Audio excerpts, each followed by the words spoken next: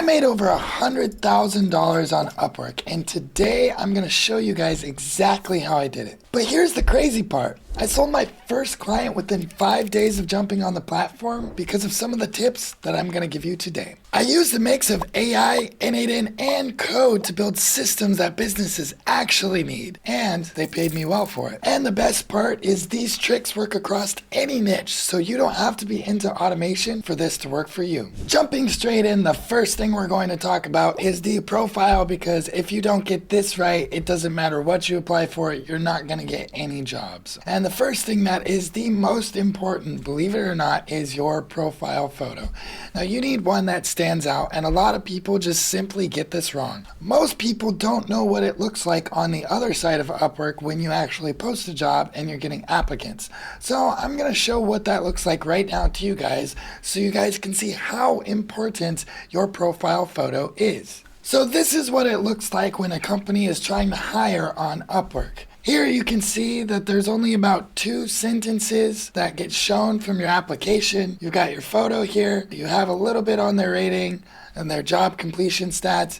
You have the first 3 or 4 tags and the hourly rate, and that's about it. That's all the information you have to get somebody to click on your ad, okay? So if your photo just looks kind of meh, automatically you're much less likely to get a job. You can tell, like, for example, this girl, although she probably does really great work, her photo just doesn't scream, "Look at me." Whereas if you see like Steven here, his photo draws a little bit more attention.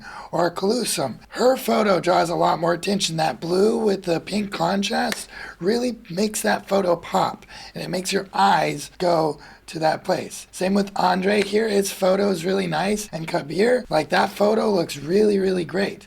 But if we scroll down here, these 2 photos, they're okay, but they're kind of generic. There's a lot of people that have photos that are almost the same. So make sure that you guys invest a lot of time and thought into the photos that you guys use on Upwork, because that will help you land your jobs. The next thing that is the most important is you need to have a really, really good title that sets you apart from most people, and it needs to tell people immediately what you do, and it has to be related to the jobs you're applying for. So since I do Django, React, and n8n, that's what my title says. I'm saying that I'm an expert, and then I tell them the types of things that I build. Now on Upwork, you can have multiple profiles. So if you do multiple things, I recommend you pick 2 related things that work together, and you make one title for each of them. Now the strategy that I did to make this title and to make this description here was I first went and looked up the top freelancers for my niches, okay? So I'm going to show you how to do that right now. Let's just look up Python developer. And we want to find people that have made a lot of money. So like this guy, this Ross guy has made a lot of money. So let's click on him and check out what he has going on with his profile. So we can see he's got an alright photo. Maybe his photo could be a little bit better, but you can see his description has nice emojis that bring out your attention. At the top, he's like, "I'm top rated plus. I have over 5 years of experience, and I've done over 75 projects." Like, that's already cool. You know what I mean? And then he introduces himself. So you can see he puts value first, and then he talks about himself. And then he talks about the skills that he has, and then some achievements that he's gotten, or some things about him, and then some keywords, which this actually doesn't correlate. That doesn't really help. So just keep that in mind. We see this guy hasn't really made a lot of money. Let's check him out. Let's see the difference here. He has a really bad photo. We can't see his face. He has no emojis, and his description's really small. He starts with "me." Don't start with "me." Don't be like, "I am a blah, blah, blah, blah, blah." That's what everybody else does. Don't do that. Be different.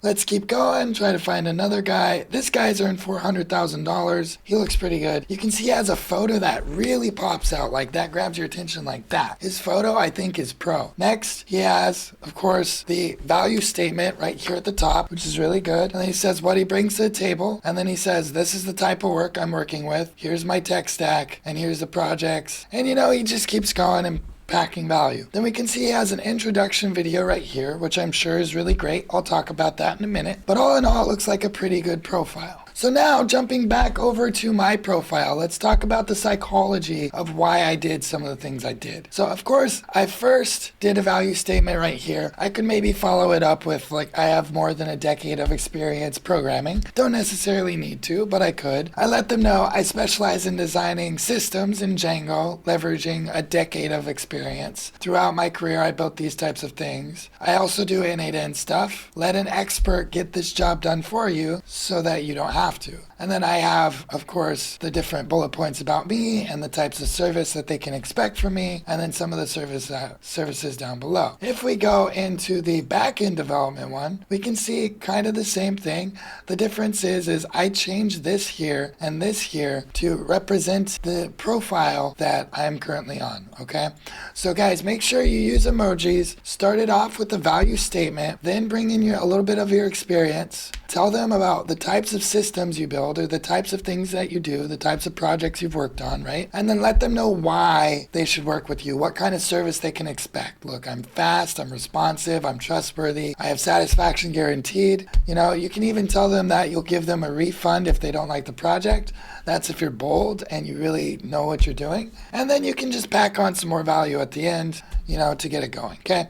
So that's the fundamental, most important part of the profile, but we're not done yet. Once you have those parts, the next thing we need to talk about is the video. Now, your Upwork video needs to be homey and professional, and it kind of needs to have the same type of flow as this, except for we're going to skip the value statement and go straight into the experience. So you're going to be like, hey, I'm Austin Reed, and I do X thing for people. So, hey, I'm Austin Reed, and I build automation solutions for small to medium-sized businesses. How do I do that? I do that by leveraging Django and React, or I do that by using over a decade of experience in Django and React in order to build XYZ systems, right? So you say, I'm an expert, I do this, here's how I do this and why I'm an expert, right? Then you're going to talk a little bit about the previous projects that you've done. So recently I've helped XYZ platform do XYZ thing. Now, if you don't have that experience, do something for yourself or for your friend or a project at school. They don't need to know who you did it for, right? So long as you did it. So if you built an n8n automation to help, you know, import data into Airtable, bam, talk about that. You know, they don't need to know that it was for yourself. It doesn't matter. Then, of course, you tell them what they can expect. Like, hey, I'm trustworthy. I love to respond quickly. I love working on these types of projects, right? And then at the end, always give them a call to action. A lot of people miss this part. Be like, hey, thanks a lot for watching my video, and be sure to send me a message so that we can get your products started, right? There you go. That's all you need. So your video is pretty simple, but it's a video that talks about pretty much all your experience. Now, this isn't the only video that we're going to do on Upwork, and I'm going to show you why here in a minute. Next, we have our consultation section, and honestly, this is bullshit. Just don't even do it. It's a waste of your time. Next, we have our portfolio. Now, I recommend that you at least put 3 things here. Make sure you have a really good photo, and make sure that these 3 photos work together with themselves, okay, color-wise, because if the color of this video and the color of your photo and the color of these 3 portfolio items look weird to each other, then it causes discomfort subconsciously in people's minds, and they're less likely to buy. So make sure that when you use portfolio photos, that you actually make them kind of look more cohesive together, right? That's really important. Now, in terms of the portfolio, just make sure you put skills related to whatever services it is you're offering, right? Make sure you have a nice project description. Doesn't really matter what you say. Just talk about what you did, add some photos, let them know, and that's it. You did nothing too complicated there. You can pretty much chat GPT that one, go into Canva, generate some images, should be good to go. Next, we have education and licenses and stuff. You don't really need any of that. When I hire on Upwork, I don't look at any of that, honestly. So just cut that out and you should be good. And finally, we have our skills and expertise. Now, these need to be related to whatever it is you do. This is how you're going to get found in Upwork search, okay? So make sure that you fill out these skills the best you can. And next, we have certifications, employment history, other experiences. All that shit's also kind of bullshit.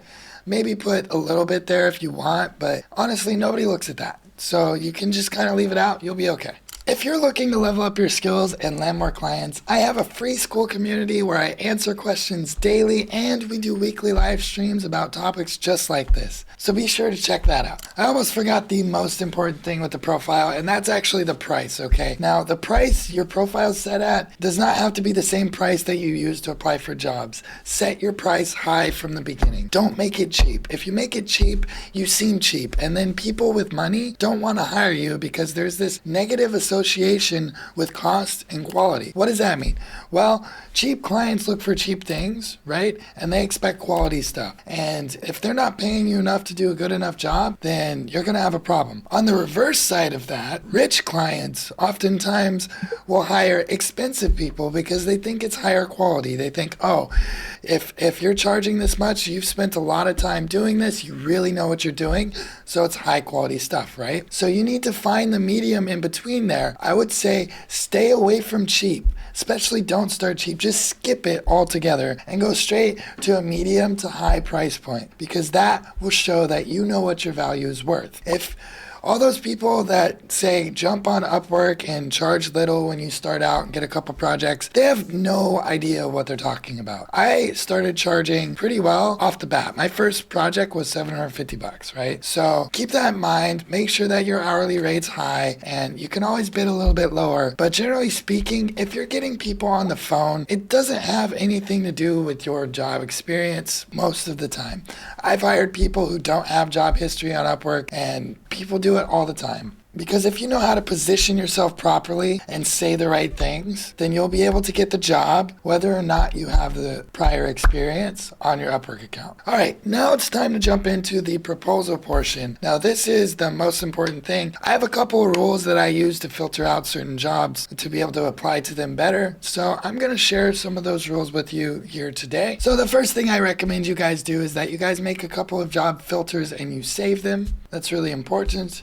So you can actually click advanced search up here and type in any of the words that you want to be working for, right? You can exclude words, like I could exclude here WordPress because I don't like working with WordPress, right? And then just click search, right? Then you want to filter your hourly. Now, like I said, cheap clients usually have bad problems that will cause you to get a bad review on Upwork, and then once you have a couple bad reviews on Upwork, like you're screwed.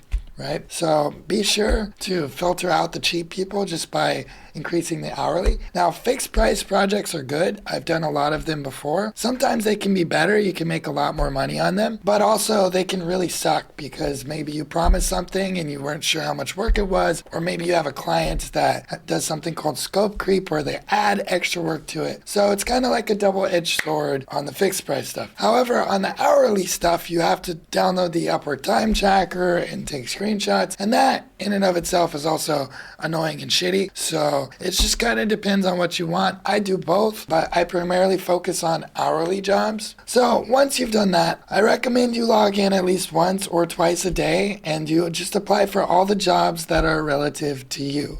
And then some days that might be 0, some days that might be 6, some days that might be 10. You never know. It really depends on the day.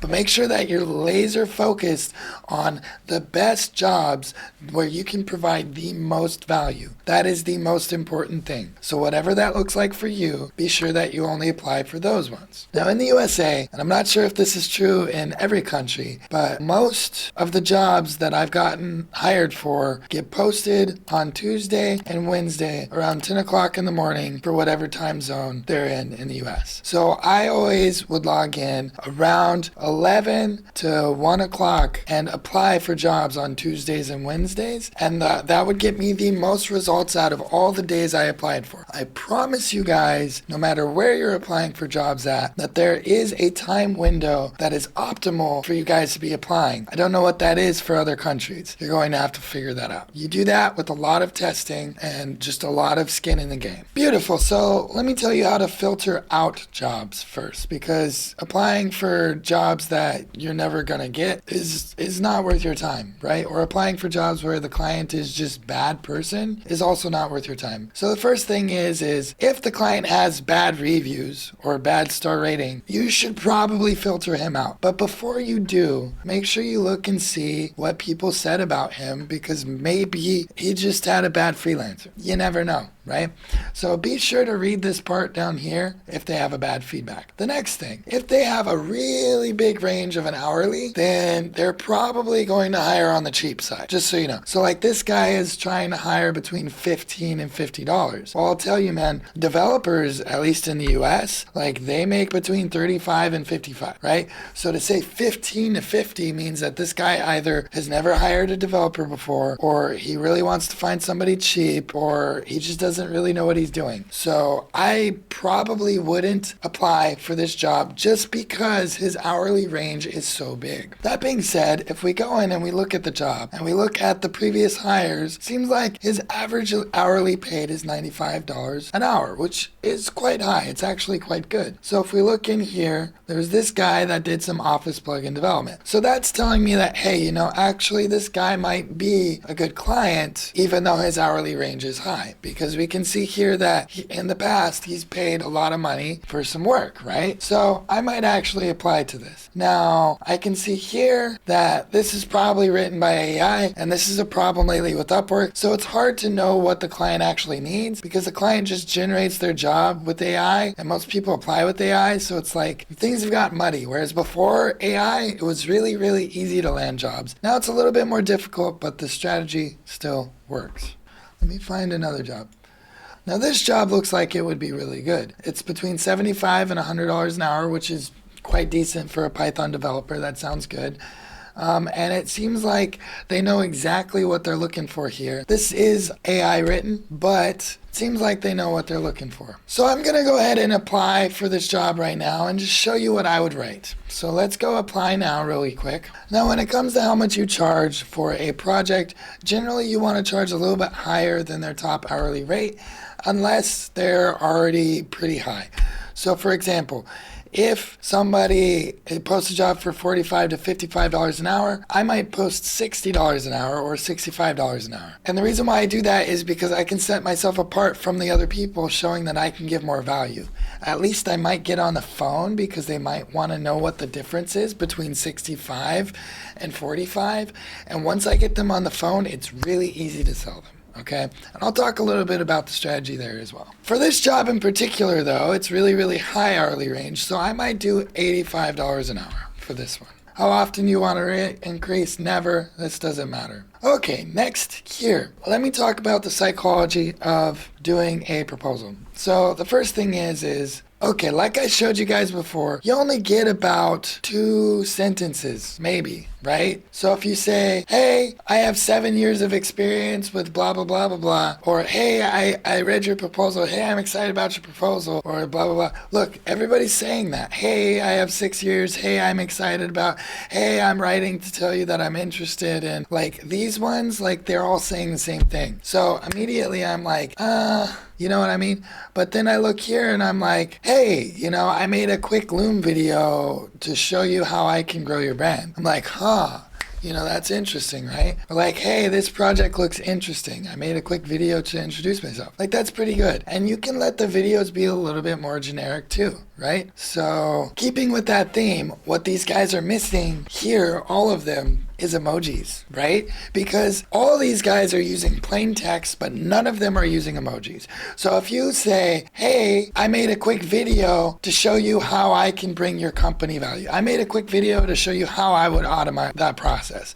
I made a quick video XYZ, right? And you put like the arrow emojis, like I made a video, arrow emojis, and then a video emoji next to it.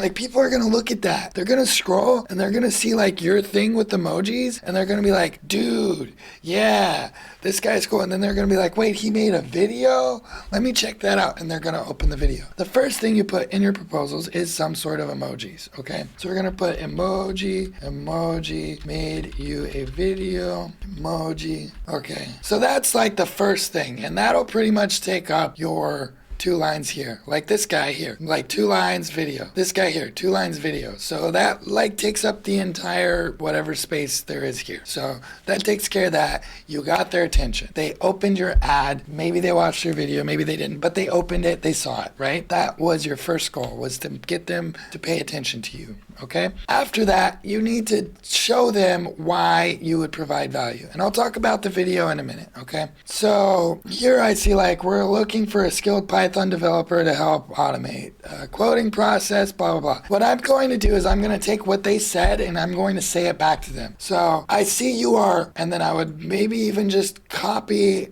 this right here. I see you are looking for a skilled blah, blah, blah. I see you are looking for a, like that. See, you just copy and paste what they told you. Like literally, that's all it is. I noticed each month you need this, like,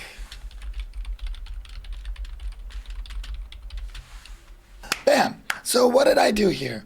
I took their first two sentences of their app, or whatever it is they generally said, and I said it back to them. Hey, I see you're looking for a skilled Python developer to help automate your monthly quoting process. See, I notice each month you need to receive vendor price lists in various Excels and CSV formats. No, in various Excel and CSV formats. That makes sense. And you need a solution to streamline this workflow. There. So you just told them that you read and understood the app. And 90% of those people are going to say, hey, I have 6 years of experience with XYZ and I can help you. But you said, hey, I noticed that you need a system to scale your business in this way. Why don't we have a conversation? See the difference? It's like huge, massive, right? So after this, I would always say something like, I would love to help you out with that. And now here is where the app gets a little bit variable. Okay, so this is always the same. No matter what app you do, it's always the same. What goes below this really depends on a couple of things. First of all, if this is AI generated, it's kind of hard to tell, but it's better to keep it short as possible. If it's not AI generated, then you kind of want to copy the format that they do. What do I mean by that? Well, if they have like 3 lines of text and then some space and then 2 lines of text and some space and then a big paragraph, then you want to do 3 lines of text and some space and 2 lines of text and some space and then a big paragraph. You want to mimic them and you want to use the same words that they use. So like instead of saying, hey, I noticed you're looking for an expert Python developer. No. Don't say that. He used the word skilled, and he used it for a reason, because that's subconsciously what resonates with him. So if you say, hey, I noticed you need a skilled Python developer, you're talking to his subconscious and telling him, hey, we're alike. We talk the same way. And you want to do that the same way with his writing, right? So if he breaks it down with like little dashes, you should break yours down with little dashes too. But generally speaking, if it's not very long, or it's AI generated, you want to keep it short. So how do we keep it short? Well, we say over the last decade, over the last 6 years, over the last 12 years, I have worked on XYZ projects in XYZ field. You could even say, recently I did XYZ project that reminded me of this one. I did XYZ for the company and built them XYZ solution. See what I did there? This part you don't necessarily need, but it helps a lot because this shows them that, hey, I've done something like this in the past. I can help you out too, right? And so again, you're relating back to the job saying, hey, I read your job post, I listened to you, I use the same language, and recently I did a project that was pretty similar to what you're looking for. You set yourself apart from everybody right there. Then you say, I would love to hop on a quick call to talk more about it. Please let me know when you have time. Thank you. Your name. And then here you can put like portfolio links or a website link. I actually have a website for this, so it's austin-reed.com for you guys. Right? And, I made this with Lovable in a couple of minutes. You can check out my Upwork video there too. But it's just the same thing. Like I'm just literally taking the skills and the different pain points that my customers have and slapping them on the page, right? So I've got a little portfolio there. I've got some client reviews. These are all real reviews where you can read them, right? And then I have a Calendly link, which you're not really supposed to have on Upwork. So don't recommend that, but it happens, okay? So you might want to get a quick website up. It will help set you apart. Another thing I see that works really well is to get like a quick deck or presentation that also showcases your abilities. So if you want your best chances of success, then every single proposal you're going to attach a video which of course I'll talk about that. You're going to attach your website. You're going to attach some sort of deck or slides or presentation that says who you are and what you do, which is the same thing as the website. This is one slide. Here's the next slide. Here's the next slide. Here's the next slide. Here's the next slide. It's the same thing, literally. So just keep that in mind, okay? Then, these questions, you just answer them the best you can. Most people are just going to read this. That's what's going to get you the job. These questions might have a little bit about industry knowledge, so you can honestly use ChatGPT to answer them, and most people won't even notice. They'll be so impressed by this and your video that they're just going to talk to you. Now let's talk about the video that you send out. So you can do it two ways, okay? The first way is you can make a new video for every single ad. You can record your screen and be like, hey, John. So that's another tip, by the way, that you can use in your apps. If you go to the reviews, sometimes you can get the person's name. And if you can get the person's name and include it in the app, then you're good. So you can be like, right here, you can be like, hey, Deborah, I made you a video. Look at this, right? And then in the video, you can be like, hey, Deborah, how's it going? So I noticed that you needed a blah, blah, blah, blah thing. So you repeat the same thing back at them again. So I noticed that you need a system to automate your XYZ thing. I'd love to help you out with that. Then you introduce yourself. My name's Austin Reed, and I've been a programmer for over a decade. Recently, I just did XYZ project that's similar to yours, right? I'd love to hop on a quick call to talk more about how I can help you. Thanks a lot. Bam, that's it. So you basically do this in the video. That's it. That's all you need. You can show some testimonials or some results or whatever too. That does help. That's the first way. That's if you want to get the most jobs possible. It's a lot more work though. The second way is you can make 2 to 3 general videos for the types of jobs that you're applying to. And on the first one, you could say like, hey, I just saw your app and I thought it was a really good job to apply for. My name is Austin Reed and I do XYZ thing. Or like, hey, I just saw that you're looking for an expert Python developer. My name's Austin and I blah, blah, blah, right? And then you can send that video to as many people as you want. So those are the 2 main techniques. Then you have your interview process. Now this kind of depends on the type of client you're talking to. Some clients will try to actually just ask you a bunch of technical questions, and those types of clients I usually don't work with. I like to work with clients that need an expert on their team and they're just not trying to see how much knowledge I know, but they actually just want to learn from me or just have me do my job, right? They're a lot easier to work with, in my opinion. But you have 2 main types of people you're going to talk to. You're either going to talk to somebody who drills you and asks you a bunch of questions, or you're going to talk to somebody who needs something done and maybe they do or they don't know how to do it, but they really just want to talk about themselves.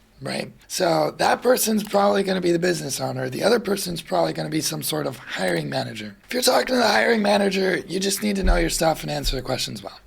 There's no advice there. If you're talking to the business owner, however, your best job is to ask really, really good questions. So you ask him, you listen to what he says, you say, hey, so I saw you needed XYZ thing. Tell me more about what you need. And then they'll start talking, right? And then you start asking questions. You're like, oh, interesting. And so how does this impact your team? What other processes does this impact? Have you tried to implement a solution like this before? Have you hired anybody to get this done already, right? Questions like that. You can ask how long they think it's going to take, how long they want it to take, how much money they have set aside. Don't even give them a price. Just be like, how much budget have you set aside to get this type of thing done? That's the cool thing about hourly is because you could be like, oh, it'll take like $7,000 in 3 weeks or something, Like they don't know how many hours that takes, but you do.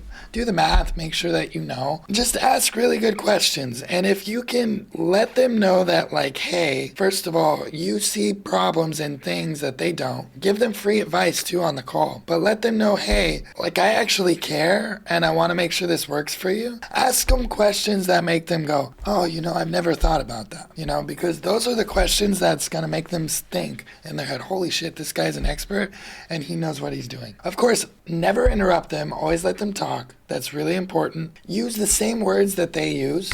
Again, I told you about that in the apps. It's the same thing when they talk. If they talk slowly as well. If they talk really quickly, talk quickly as well. I always start the calls by saying, hey, where are you calling from? And from there I say, is the weather nice or something, And then they're like, where are you calling from? And I say, Argentina. And that sparks a whole conversation, right? So if you have like 2 questions not related to the job, that can like open them up, that'll help a lot. Because if you're just like, hey, tell me about the job, it's like very cold. You need to like let them know you're a person and then jump into the job. Oh, and of course on the call, if you can, mention another job that you recently did that was similar, just in passing. Be like, you can maybe even form it into one of your questions. So you'd be like, a couple months ago, I did a project where I did something similar. I took XYZ thing and I integrated XYZ thing. During that project, we had a couple of problems. And one of the problems that we had was XYZ. Do you anticipate that this problem might happen with your business, right? By saying that, you're like, yo, I've done this before. I know what types of problems pop up. Do you think this is going to happen too? They're going to think that you're risk conscious. It's going to just really level you up. So asking questions about that, like 1 or 2 questions, maybe just even one, that tells your experience in the question without you having to talk about yourself. That's the other thing. On these interview calls, a lot of times, like, it's kind of subconsciously expected that you talk about yourself. But people and business owners, they love talking about themselves, right? So the more you can get them to talk, the better you're doing. Don't talk about yourself. Talk as little about yourself as you can, right? Just try to give good advice, ask good questions, challenge their thinking a little bit, and you'll be good. If you found this video helpful, then you have to check out how to turn in n8n and automation projects to clients. So be sure to check that out, and you guys have a wonderful day.